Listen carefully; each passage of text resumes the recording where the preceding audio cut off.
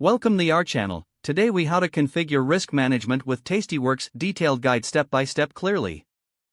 To configure risk management with tastyworks, begin by logging into your tastyworks account. Navigate to the Settings tab, which is usually found in the upper right corner of the interface. Click on the Risk Management option in the Settings menu. You will see several options related to risk management, including settings for your overall risk profile. Adjust your account leverage settings according to your risk tolerance. Set your maximum position size, which helps in controlling the amount of capital you allocate to each trade. Define your stop-loss limits for individual trades, ensuring you're protected against significant losses. Consider enabling alerts that notify you when your portfolio approaches your defined risk thresholds. Review the margin requirements for the trades you plan to make, as this information is critical for risk management. Utilize the Portfolio tab to assess your current exposure and adjust your positions accordingly. Make sure to establish clear rules for when to exit trades based on your risk management settings. Regularly monitor your risk management settings, especially as market conditions change. Stay informed about any updates to risk management features in tastyworks by checking their educational resources. Finalize your configurations by clicking the Save button at the bottom of the settings page.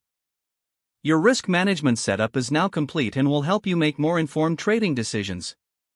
If the page does not load, refresh the browser or try again in a private or incognito window. Make sure you are using the correct email address, then retype it carefully to avoid small typos.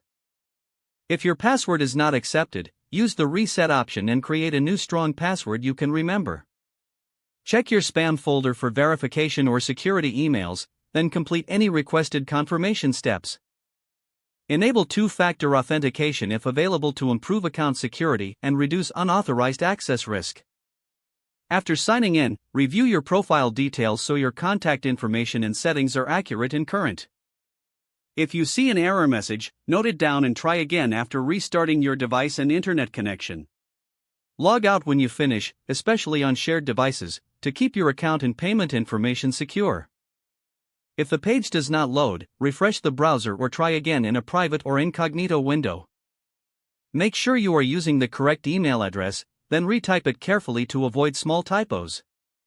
If your password is not accepted, use the reset option and create a new strong password you can remember. Check your spam folder for verification or security emails, then complete any requested confirmation steps.